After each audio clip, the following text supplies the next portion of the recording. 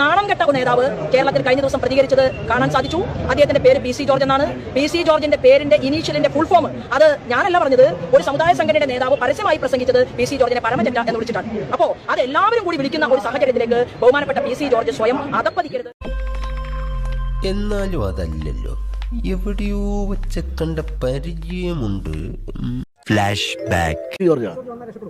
രക്ഷപ്പെടുവാന്ന ഇതുപോലെ ഒരു രക്ഷയില്ലാത്ത ഒരാളാണ് കേരള രാഷ്ട്രീയത്തിൽ.